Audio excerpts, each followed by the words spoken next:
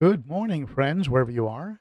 And I hope you're having a great Saturday morning. And welcome to today's Cichlids and Coffee live stream. And I hope you're having your favorite beverage wherever you are out of an awesome cup like I am. This was one that was sent to me by the Aquarium Co op. Look at the size of this thing. I could keep a goldfish in it or a betta. Oh, yeah. So, welcome, everybody. And I was just reading something that I got from my friend Whip, who apparently seems to be a my twin from a different mother. We're having some very interesting situations go on with our tanks at the same time. At any rate, welcome everybody. I'm glad you're here. And it was a last minute setup of this live stream. I can always tell who the loyal fans are because they're here when I don't promote the live stream, and there they are. So we've got ex Kalike, we have Lady Diane, Waynard Wolmerans is here, and Adam. Hey, Adam. Eric, Z Zip, Angelo, Michael Lotenero. Good to see you here. Whips World in the house. Paul Newman, Salient Aquatics. Great group so far, and more jumping on. Hey, Andy. If I miss you, it doesn't mean I don't like you. It just means I just didn't see it. But let me take a look here. See who else we've got. Dixon Designs. Cool. Says that my fish are at the post office and hubby just left to pick them up. So I be lurking, getting ready to acclimate them. Awesome. That's so exciting. It's like Christmas, isn't it? When you get fish delivered to you. It's one of the fun things about getting fish sent to you. You know, you go, you get that box, you bring it home, you open it up, you float them. Yeah. It's been my experience that you should keep it a little bit dark. No bright lights right after they come out of the box, and float them 15, 20 minutes. I do a what they call flop and drop. I don't slow drip the fish. I mean, I think you do that with some fish, maybe with some types of saltwater fish, but I more or less acclimate, match the temperatures, and then pour them through a net for the water going that was in the bag goes into a bucket, and then I drop into the tank. Some people call it a drop and flop or a flop and drop, and I've been doing it that way for a while. I've heard that if you open the bag and do a slow drip like an acclimate, apparently what's in the bag, if it's been sitting there for a while during shipment, it will start reacting to oxygen. It'll start reacting to the influx of oxygen and possibly create a surge in toxicity, in particular, I believe, ammonia.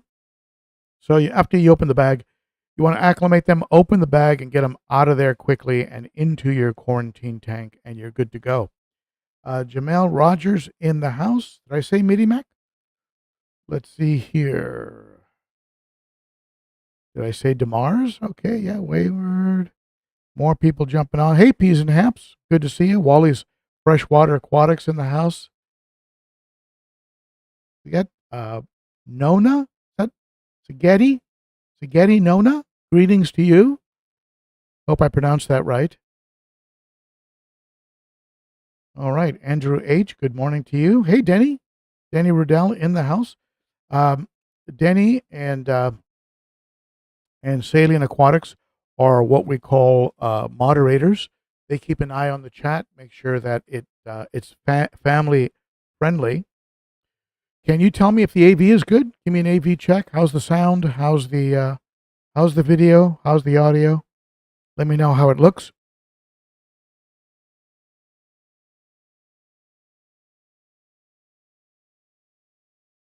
Waynard is in Africa. Wow. Very cool. I think I'm in GMT 5, Greenwich Mean Time 5. I think that is the central time zone. I think it might be GMT 6, but I think it's GMT 5. But anyway, AV is great. Thank you so much for that, Whips. So I had a couple videos I wanted to put together. I'll be honest with you, I just ran out of time. But you'll be seeing them over the weekend. One of them is an update on the entire fish room, and the other one is a discussion on the use of additives like purigen, activated carbon, things like that, and how I use additives in an aquarium. So watch for those two videos. They should be out tonight, this afternoon, and probably tomorrow.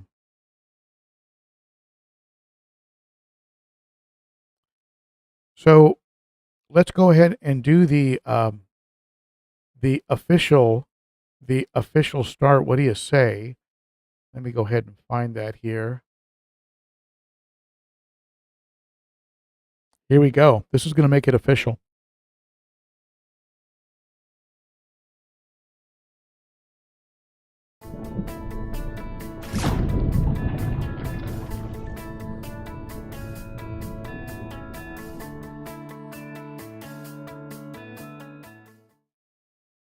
All right, we are now underway officially. So at any rate, how are you folks doing? Hope you're all doing well. As you know, for those of you who saw the video, and it did get a lot of views, a lot of traction. People do click on disaster videos, just sort of, I guess, where people are at. But it did get a lot of views. My wife was real funny. My wife said, my wife was watching my fish while I was gone, and she's she's actually funnier than she thinks. She's got a great sense of humor, and but sometimes we'll say stuff, and it's actually very, very funny. And I don't even think she's trying to be funny, but she was feeling really bad about what happened, and she said, "Well, if you think it'll help the channel, you can say that your wife killed your fish." So she was willing to take one for the team, but I told her, no, we don't have to do that. I know she took good care of the fish because all the other fish, are just doing spectacular. I mean, they're all doing great. So it really comes down to an isolated incident and a contained incident, which means that it has to do with characteristics that were unique to that tank. And I've asked her about lotion on the hands, about antibacterial things that she might have had on her hands. I've asked about if she might have dropped a little bit too much food in. None of that's the case. She's very meticulous about things, and I know she didn't do that. And if she did, she'd tell me. She would say, "Look, I messed up, and here's what happened." And so I really narrowed it down to either an electrical or a heater issue. The heater that was in there wasn't responding to my attempts to adjust it, so I suspect that one was malfunctioning. And so I've tossed it. I took it out, and so now I have a heater in there still, an old Aquarium, and it's not plugged in because of the ambient room temperature. The aquarium is staying at about 73 or 4, so it's okay. I'll probably plug it in at some point, but watch it very closely. I have a digital thermometer, so I'll be watching it and monitoring it closely. The pleco that's in there is fine. So if there was something highly toxic in that aquarium that didn't come out from my 80-90% water change and a cleaning of the decor, if there was something still highly toxic in there, it would have killed off that pleco like it did the other plecos that were in there. I also have an internal filter in there right now, one of those little expert Matic jobs, which, by the way, blows way too hard for a 29-gallon. But I have it pointed towards the wall, so it breaks up the heavy current. But I have one of those in there with one chamber. You can have 3 chambers on that filter. I only have one chamber on it, and it's full of activated carbon. So any heavy metals, any residual junk that might be in there is being cleaned out by that carbon. And you'll see more about that in the video that I'm going to be releasing on the use of carbon and things like pyrogen and how I incorporate that into my fish keeping. So watch for that video. It's going to be coming up very shortly. If you'd like to support the channel, here comes a quick plug. So, but it'll go fast. Hang in there. If you'd like to support the channel, consider using this link to go to Amazon. If you use this link to go to Amazon and buy something at my store, it will help. But if you don't buy anything at my store, but use the link, I'll still get a credit for anything you buy on Amazon. So it's a very cool way to support the channel without even having to buy anything at my store. So it's a kind of a cool program. Also, another something else I have for you. If you're looking for some fish, check out Cunningham Cichlids. They are a sponsor of the channel and have created a discount code of 15% off on fish. All you need to do is use ben.o.15. That's an O, not a 0. ben.o.15 for 15% off on fish, and ben.o.10 for 10% off on dry goods like the food that he has. And lastly, if you would like to support the channel at a higher level, actually, let's do this first. Another way to support the channel is you can go to my Teespring and pick up things like coffee mugs, hoodies, t-shirts, things of that nature at the Teespring store. There's usually an ad for the Teespring store underneath my videos. That's another great way to support the channel. Visit the Teespring store. And lastly, another great way is to become a Garage Gang member and become a Patreon supporter. I have some great supporters at Patreon, and it starts for as little as $3 a month. And you'd be surprised how much a little amount like $3 can actually build up and help me to do things like go to Aquatics or replace fish that get killed off and stuff like that.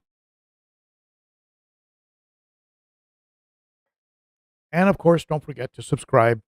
I think about half of my viewers are subscribed. So don't forget to hit that sub and notification bell.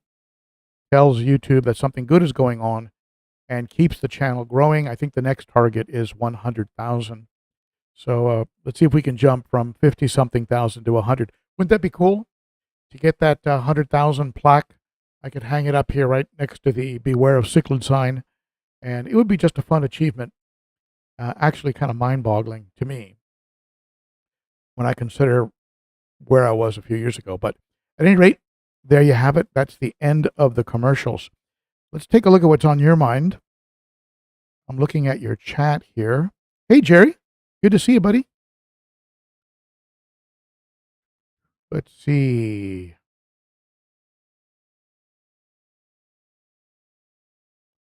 Lady Diane, someone snorted at a comment.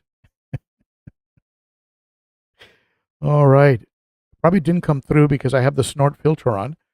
B. Wood in the house. What happened to your heater controllers? Over that one tank is the one tank that doesn't have a controller. And so there you go. If it was a heat, but see, I don't know if it was a heat surge or a short circuit, because a heat surge would have continued to be hot. And the aquarium was at 80 when I got home, it might have been some kind of an electrical surge. Now, someone pointed out that a heater could overheat for a while, and then the stuck connector that sometimes in heaters, they have a little thermostat that touches and turns the heater on. Well, that is supposed to untouch, right, when it hits the desired temperature. Sometimes those fuse together, and that's why your fish get cooked. And that's why controllers are so important. But someone pointed out that it might have been heating so much that it sort of melted back and unstuck, and then went back to the preset temperature.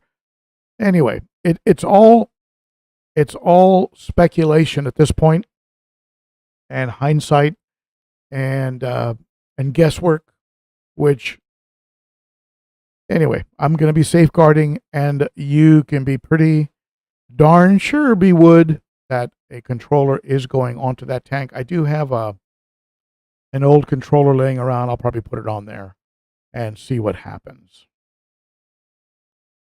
So there you go, ex-Kali Kev. He cleared it up for us.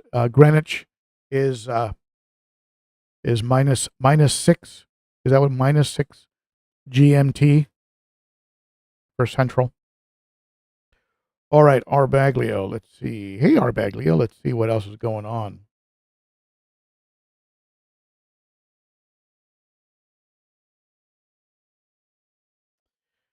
Whip's World is commenting on Jack Dempsey's. Jack Dempsey's and green tears are very slow growers. They probably grow a third as fast as a standard Oscar or even a Salvini. They do put on size. They do live a long time. I mean, some of these fish that grow super fast don't live as long. It's kind of like but some like let's say your frontosos, they grow slow. They get very big. They grow slow, but they live a very long time, up to 30 years, right? Your clowns, your clown loaches, grow very slow, get very large, up to 10 inches, and can live, 15 years or more, but they grow very, very slow. These real super fast growers, kind of like dogs. You get these St. Bernards or these Great Danes, they grow real fast, they get massive, but they have very short lifespans, right? 9, 10 years, stuff like that. Whereas your smaller dogs tend to last a little longer. All right, let's see here.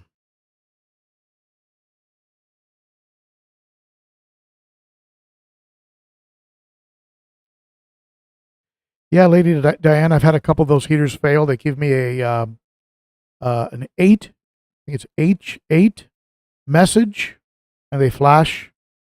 And I have a couple of them do that. I think that means that the temperature sensor has gone out on them, and really you have no choice but to get them replaced, which of course you can because I don't think they carry them anymore. But also you can, at that point, I just toss them.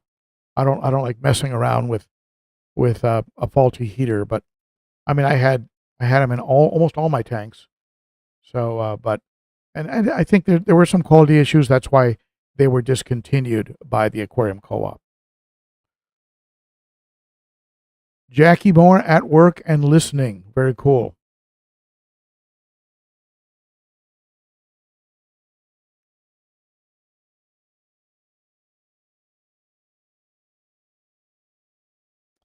Yeah, this is Whip Swirl. Someone made a comment about the heater, and I think it happened to them. If you look under that video, the disaster video, you'll see their comment, and they talked about a fusing and then an unfusing, a connecting and then an unconnecting from just the heat. Which, if there's a meltdown, I mean, at that point, who cares? All the fish are gone. The only the only reason it would be of any interest is that it would be then confusing when you come check out the tank, because it would be registering a normal temperature. And so if I had been here, would I have been able to do something about it if I was coming down to the tank, to the fish room regularly, and maybe spotted that temp was running up? Maybe I could have done something about it. I mean, but it sounds like it. I'm not really sure, really, if I could have done something. Adam says the camera is out of focus. Is that going on for you folks? You folks are out of focus? Let me know. Let me know if that's going on for all of you.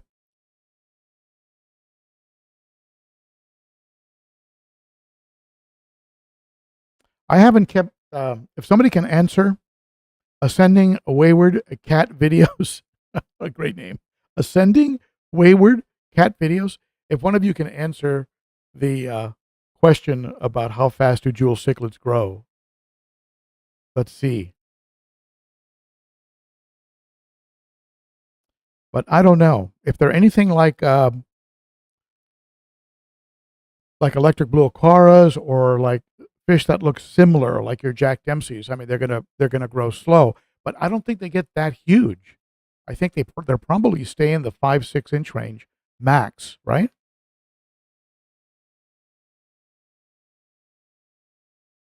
Hey, Sundar. Good to see you, my friend, all the way from India.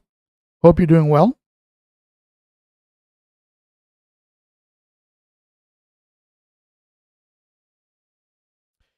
Yeah, you're right, Whip. That's the reason why you want to know is so you don't do it again. But so if it was that, a controller would have shut everything off, would have shut the power off, assuming the controller was working, right?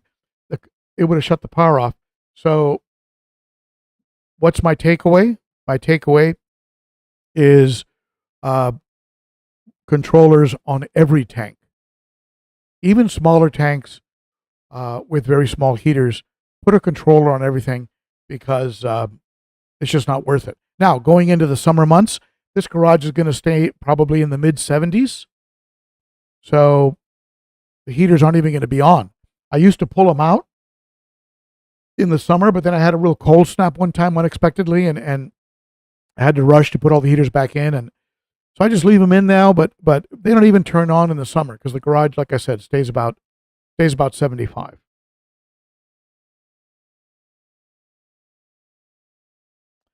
Jackie Moore, I have not had that kind of bad luck. I've been sort of batting 1,000, so maybe it was just a matter of time. But it had been pretty good for me, even when I've gone away for the long weekends, like when I visited Jerry and Janice over in Orlando and went to Aquashella. Everything was fine. Everything was fine. I did maintenance on the tanks before I left. I left food in separate packets with dates on top of each aquarium. Everything was fine. And so it was really an exception for me versus the norm. The only thing I worry about really when I'm away is that my sumps might evaporate too much and maybe the pump will get hot. But and I haven't quite figured out how to put a top off unit under the aquariums so that that sump water level can stay where I want it. But they do sell top offs, and that might be a good investment for me at some point because when I'm away, that is the one thing I worry about. And I do have some auto feeders. I have some Eheim auto feeders, some Higer auto feeders, some Aquarium Co-op auto feeders. So I could put those in place and use those as well. I do like the idea of somebody coming in and looking at the aquariums. And so, like my wife was doing. Anybody else having problems with focus? Is the video in focus? Let me see here. Let me do something to the camera. Hold on.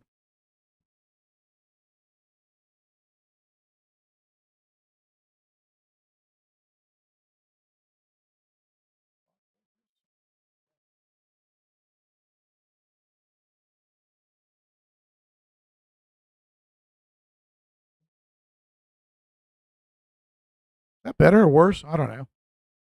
What do you think? Looks good here. Okay, Discus North. Thank you for that. It's showing me a thing called spot focus. It should be showing me a square around my face and following me around on the camera. I'm not seeing that. So something might have, an adjustment might need to be made here, but at any rate. All right. So today's topic, it's interesting because it seems like every fish keeper or a lot of the fish keepers that were commenting under that disaster video talked about some kind of a experience they had. A couple of them chimed in and said, I've never had something like that happen." But you've got to look at it from the viewpoint of probability.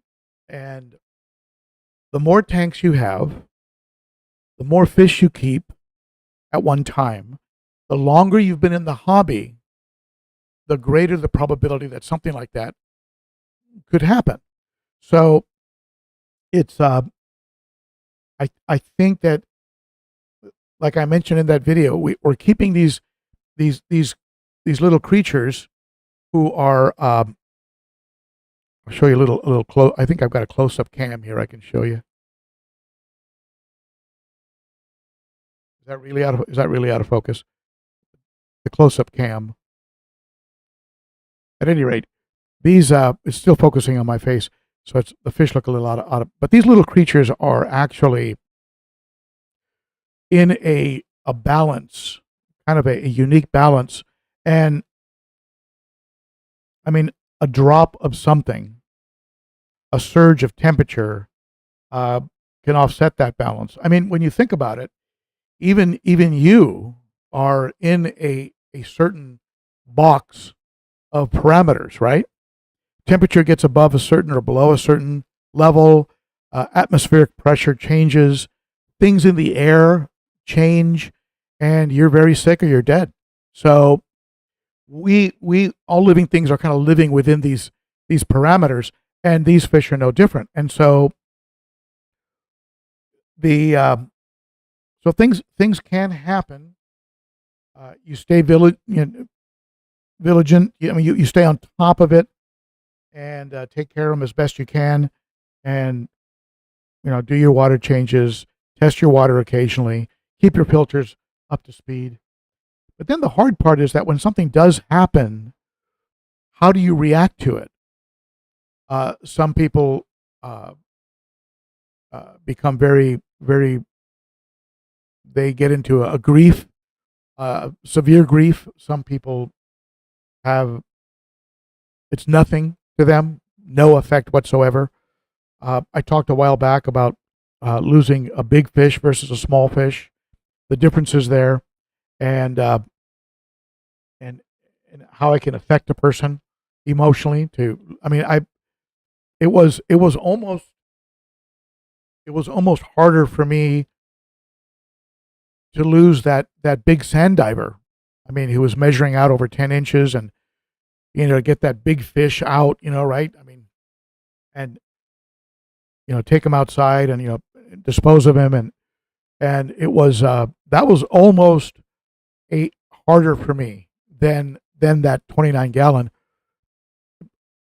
The 29 gallon was hard in the sheer volume of it. I mean, I had like 15 plecos, I had 4 coolie loaches, I had the starry night, that eel who was adorable. Uh, so fishing one out after another, and because my wife wasn't about to get in there and get them out. I mean, I told her not to. I wanted to look at them. By the time I got home, they had a little bit of a white fuzz on them, which all things that die in an aquarium, if they get left there, they do start to become a home for host, you know, microbes that live in the aquarium. So they had this white fuzz on them, and she didn't touch it. She left it alone, and like I wanted her to. So I'm scooping these fuzzy guys out of there and putting them into a big bag, and it was just uh, and I did feel momentarily down, but it was a bit of a bit of a, I don't know, for lack of a better word, a closure for me to just go ahead and say, okay, let me talk about it. Let me tell the subscribers, let me tell the folks in the fish community what happened. And talking about it, getting it out, actually kind of helped me to go, okay, that's behind me now. It's all out there. There's no secrets. Move on. Time to move on. And then I got on to, okay, what are the steps I want to do? I want to remove a lot of the water. I want to clean up some decor. I want to vacuum, clean the sponges. I want to add a test fish. I want to add some activated carbon. I want to make sure it's free of any metals or talc. So then I got into the mode of action, and which is a lot better than the mode of sitting in, wallowing in some kind of grief, right? So that was what sort of got me out of it. Deciding to continue to use the tank for something else, and that concept of getting back on the horse. Some people will have a big setback, and that's it. They're done. They're done. You see the aquarium on Craigslist, and they're finished. They're out of the hobby. So getting back on that horse, staying in, and then concentrating, for me, moving my attention off of that to some degree, and putting my attention back on all the things that are right about the fish room. This wonderful planted tank behind me, how well it's doing. these beautiful little albino acaras, which I absolutely love. The Congo tetras.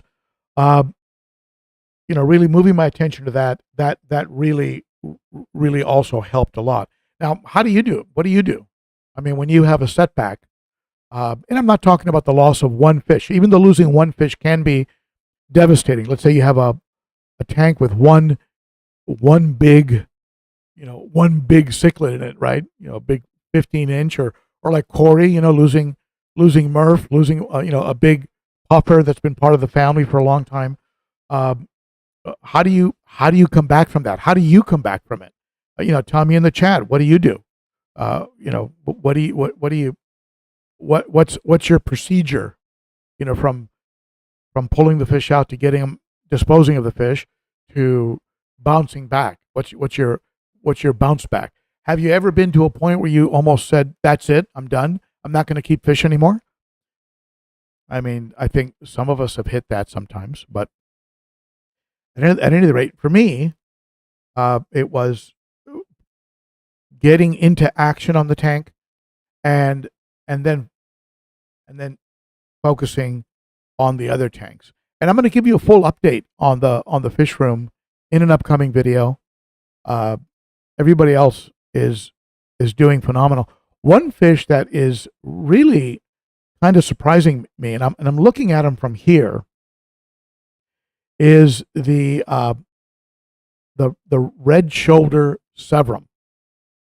I moved the red shoulder severum from this tank to the to the 210. He was picking a lot on this on the, let me see if I can get him to come up here. The red spotted gold severum was being picked on a lot by him. He was being bullied basically. So I moved him over to the 210, and in the 210 he's become like a different fish. Not in activity or temperament. He's still kind of shy, but the red behind the gills, and it now is visible all the way down to the bottom of the body, up to the top, and over the back, like along the, like below the dorsal. So the red has become more prominent, and the stripes, which were previously not even visible, are now very prominent. I can probably show you. Let me see if I can show them to you. Hold on.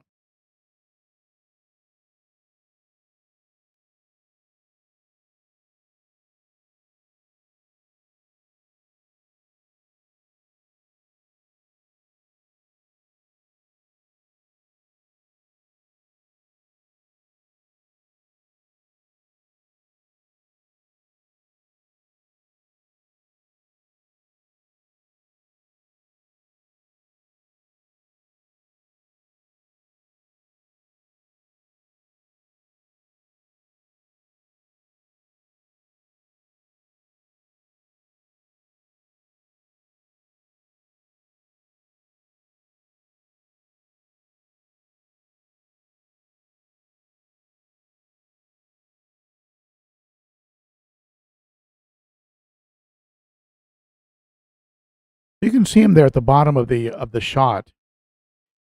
You couldn't see his stripes before in the 90-gallon. He was one solid color, and the red was very muted. You couldn't even make out the red. Now he looks like a tiger. You see the red, how much more prominent the red's become. He's hiding behind the Oscar now. But now that red runs up to the top of the body and then goes right below the dorsal, almost all across the back and over into the belly. So he's become like almost a completely different fish. Come on, Oscar, get out of the way, you camera hog. See the geos there? The geos are also doing exceptionally well. There's the severum. So it goes to show it's a combination, I think, of tank mates, lighting, substrate, background. I mean, it's a variety of things that contribute to something like that.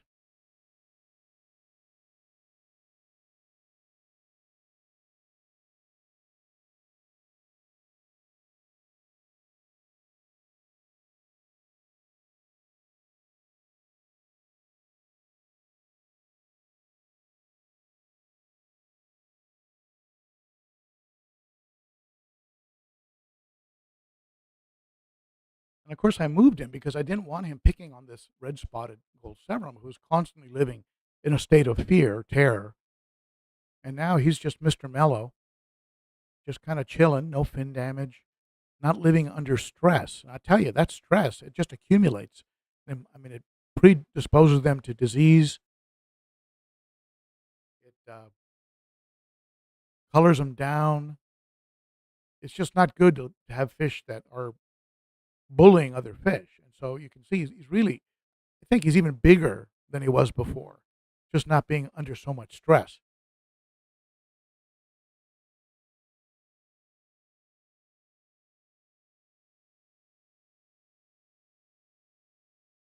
Very pretty fish. While I'm up, let's just go ahead and let's look at the 300.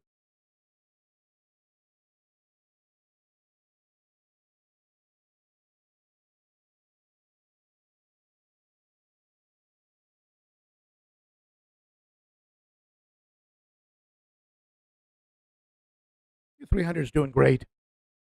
I do want to add some more fish. Josh Cunningham, if you're listening,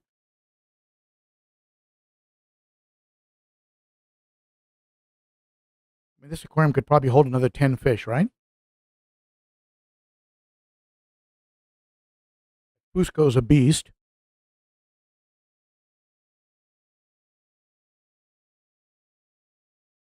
They love hanging around the right side. It's real funny. They stare at the 210 gallon, which it's to the right of the 300.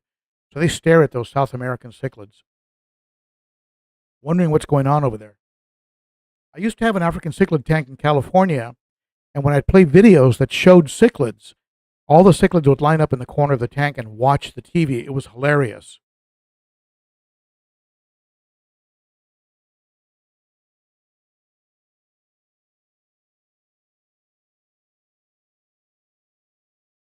All right, let's go back.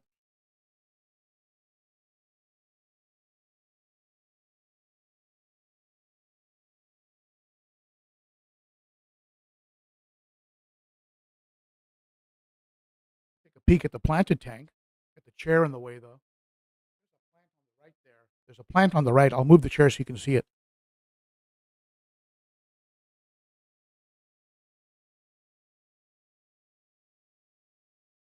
That plant is called a temple plant, and it has really taken to my aquarium. The leaves are nice and broad. Love that plant. I'm going to go back to Aquatic Creator and pick up some more of those.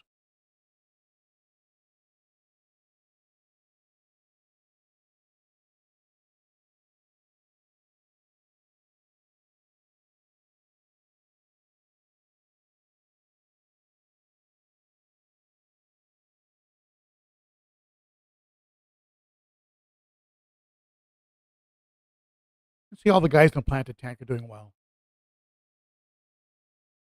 You see that big pagoda snail down at the bottom?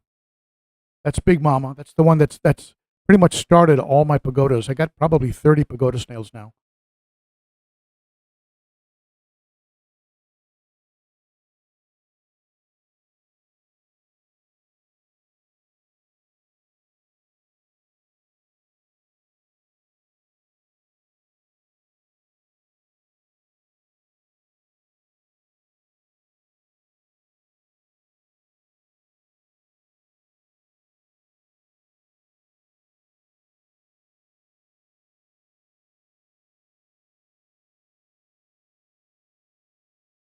Unplanned, unplanned tour of the fish room. Hey, Adam, thank you for that. Adam hits me with a little super chat there. Much appreciated, my friend. Let me adjust the camera. Looks like I cut the top of my head off. Hold on.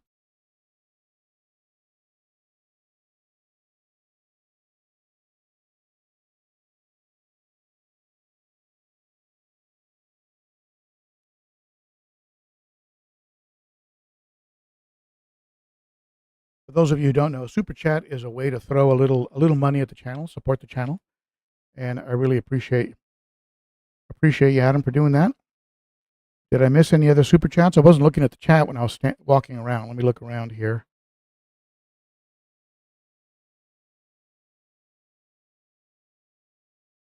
Nope. Nope. Okay, good. So this is the charcoal that I use. Now, whatever you guys use is fine, I guess, but this has been my choice. Now, why do I use this particular matrix? You know, I'm not sponsored by CChem, but a while back, for those of you who haven't heard the story, I was working on a counter, an outside counter in a house I had in California, and what happened was the counter was wet, and I had 2 bags of activated charcoal, and I put the bags down on the counter against the backsplash, and I started to do something, and then I came back, and the bag that had matrix in it had absorbed all the water around it. The area underneath the bag was like dry, whereas the other charcoal was still sitting in a puddle. And that convinced me. I said, okay, that's it. I'm a matrix. I'm a CChem matrix guy from now on. Now, what do you folks think of this angle looking at the 90? Do you prefer having the 210, the South and Central American tank behind me in live streams, or would you rather have the 300 behind me in a live stream? What's your preference? Tell me in the chat. I'd love to hear it.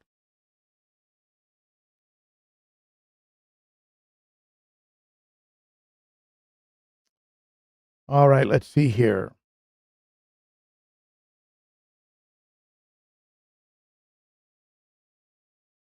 Ascending Wayward Cat videos.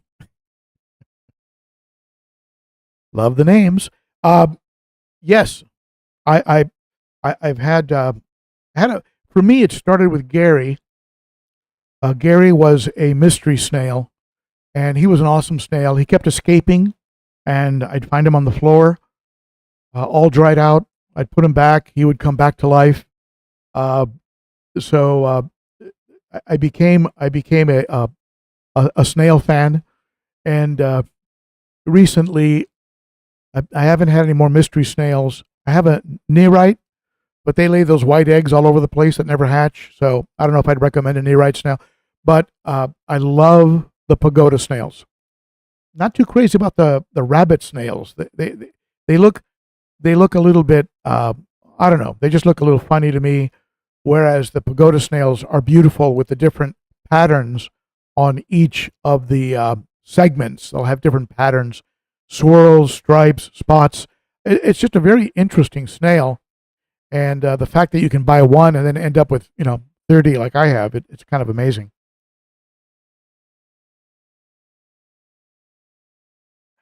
Whip, what you getting into here with the Beverly Hillbillies theme song here?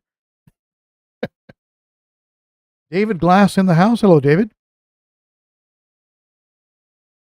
He says any tank.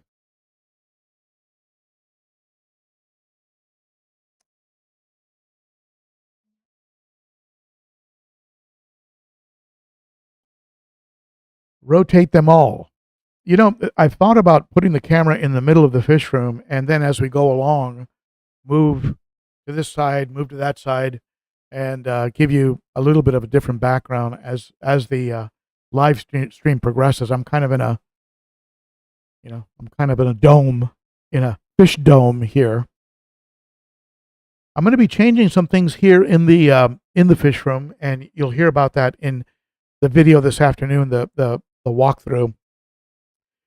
I'm going to be shutting down a couple of the small tanks. I'm going to be moving into action a big acrylic tank, and I just need something big to be able to quarantine some larger cichlids I want to get, but also eventually make that 60-gallon the tank that I moved the red tear to, because the red tear is jammed up in a 29-gallon right now. So he's not too happy there. All right, let's see here. Jackie says switch it up. Michael says rotate them.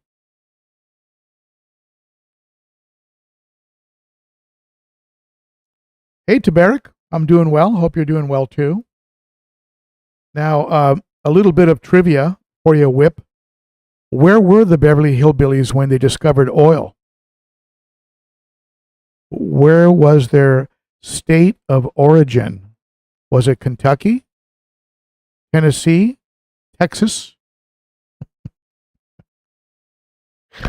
All right. Let's see here.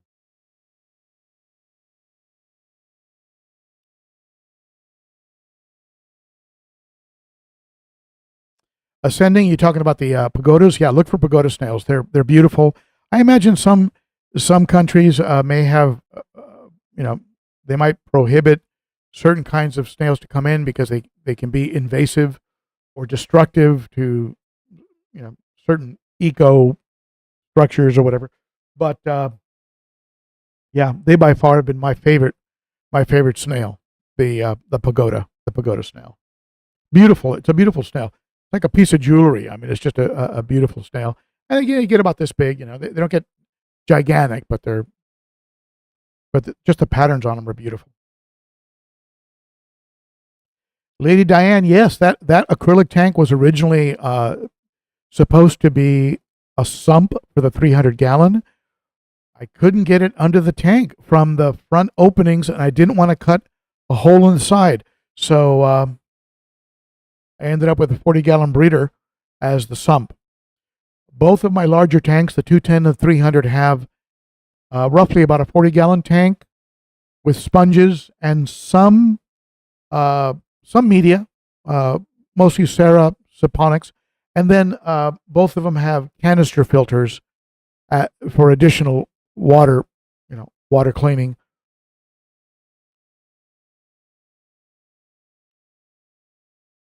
Whip says Missouri. I don't know. I don't think it was Missouri.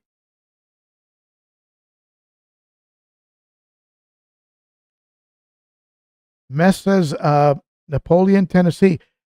Yeah, I think it was some small little team, Tennessee, and something in Texas, maybe. Anyway, not sure about the Missouri. June in the house. Hi, June. Tennessee. Yeah, I'm telling you, I think it was Tennessee.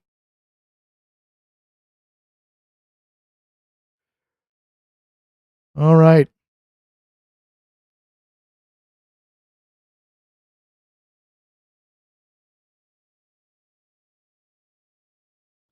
Someone said Missouri has no oil. Misery has no oil. I get what you mean, Lady Diane. All right. Okay, now let's open this up to questions. Do you have any questions for me? Go ahead and hit me. Hit me with a question if you have a question, and I'll tackle it as long as it's fish related and family friendly.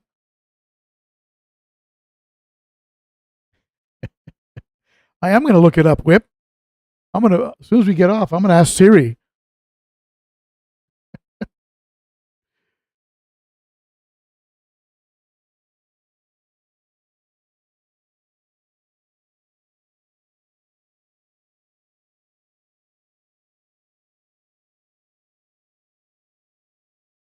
Jay Leah, hey, I just bought fish. Let me see. I can't read the bottom of it here. Let me see if I can see the comment.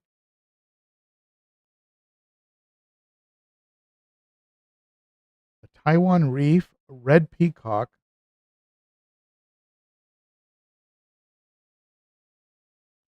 Looks like Jay Leah is adding fish. Very nice.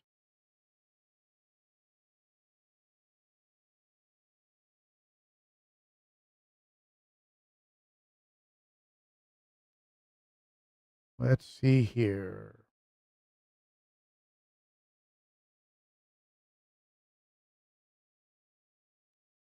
Whip says that it had oil in tennis on TV. Yeah, that's true. I guess on TV you can change anything. All right. Any questions for me before we move on here?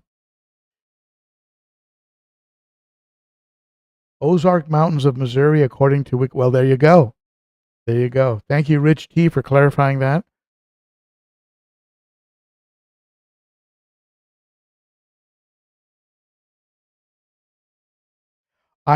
Lady Diane, I will check my tap parameters probably, honestly, like once a quarter, just to see if anything is going on. And it's just a good idea. And I've talked about how if you have nitrates coming in from your tap, water changes have to be over 50%, or else you really don't get anywhere. But yeah, I'd say maybe every 3 months or so, I might just throw a little strip under there. I use these. Where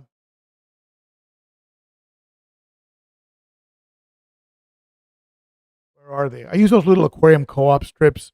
They have a separate one, I think, for the ammonia, and then they have another one that measures all the other stuff, right? The hardness, the KH, pH, nitrite. So it's very fast. Takes a couple minutes, and but yeah, not a bad idea to measure your tap.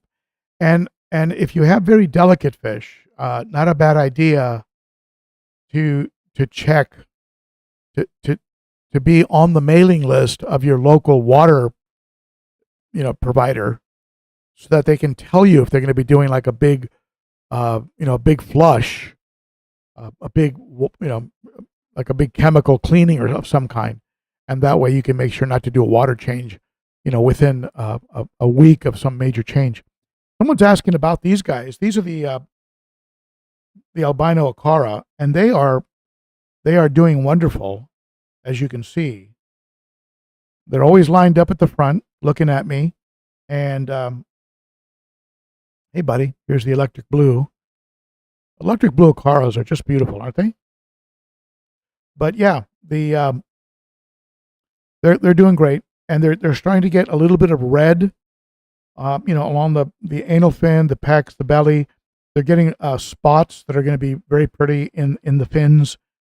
And this one here is starting to get those little thread fins, those little trailers coming off the dorsal. So I suspect that's probably a male back there.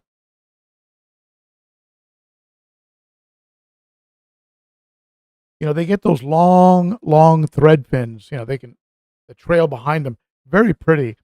And when those start to show up, I think I'm going to have to take the Buenos Aires tetras out, and maybe even the Siamese algae eater. Any fish that could possibly be a nipper is going to have to come out, because I don't want those beautiful trailers being nipped. Now, this is an older acara up here, and might be a female. Never really got real long thread fin trailers. But for some reason, they come out red. They come out like a pink and a red. Can you tell he's hungry?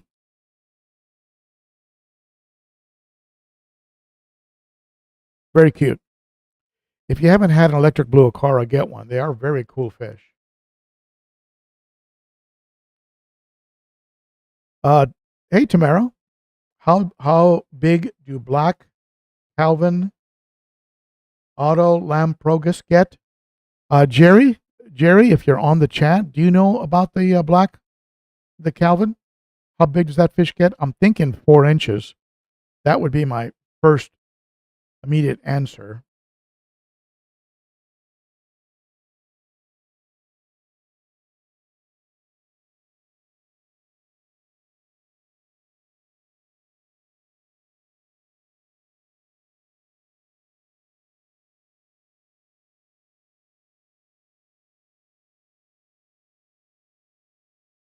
All right. Any other questions? I'm looking at the chat. Go ahead and hit me now. I am open to your questions. I'll even give you a couple minutes of fame. Let's see if I can pull up the chat on the. There you go. 5 minutes of fame.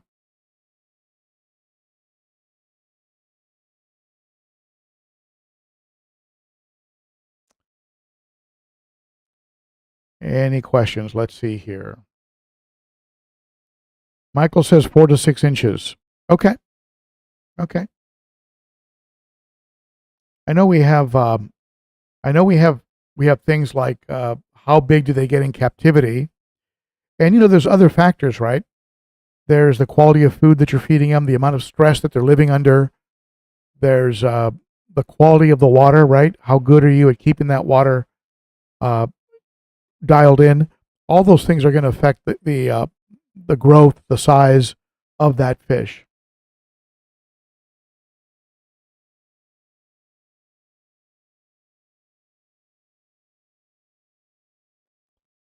All right, let's see here. Any other comments? And Whip, we're gonna have to get together on that female red terror. As you might imagine, because of my setback, I'm not anxious to get her right now, but it's gonna be probably about a month, and then I'll be ready to get delivery of that red tear. If you can drive back down this way, that would be great. If not, hey, we'll work out something on the shipping. Razen fishes, I had a bad experience with the EB electric blue Ochart.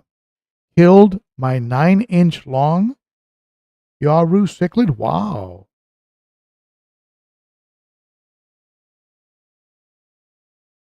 I've never had one become extremely violent. I guess they can be. At the end of the day, they are a cichlid, right? But I've never seen that kind of violence. So that's a big fish to kill. Kill a 9-inch. That's a huge fish.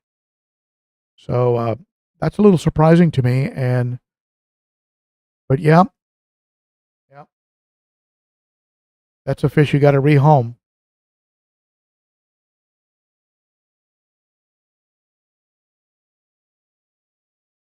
All right.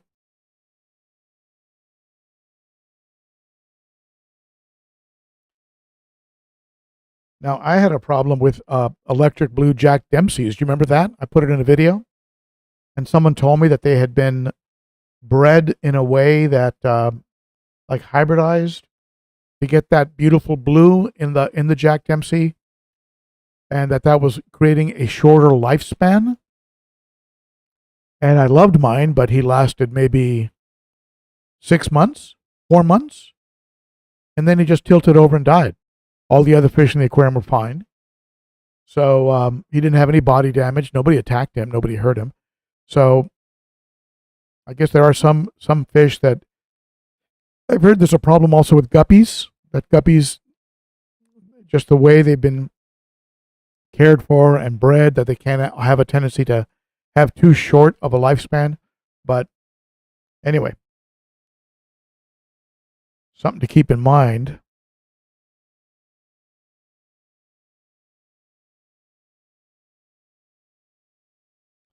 You know, when you talk about things like the Beverly Hillbillies Whip, we end up dating ourselves, disclosing how old we are. Last weekend, I was working at a conference. I told somebody that I was going to be 70 in January, and she actually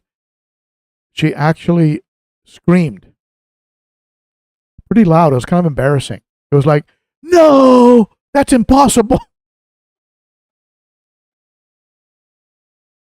Anyway, I thought it was just so funny. But yeah, we go back a ways. So at any rate, I think with that being said, this might be a good point to end off. And I want to thank all of you for your support and your comments under that disaster video. It helped. I did read a lot of them. I didn't respond to every single one, but I did read a lot of them. And I love the way the community will come together and provide me with some inside tips. You shared your experiences, and all of that really helped. Helped me to get, as I say, back on the horse.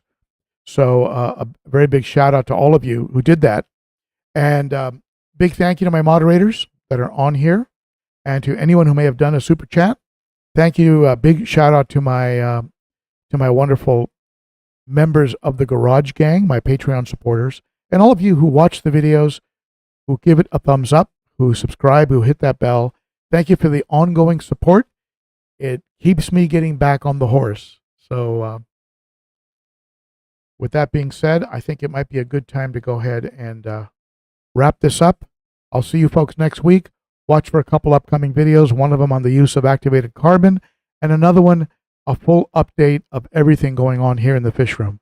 Thank you, my friends. See you next week. Never forget, you rock. You're the best. Bye for now.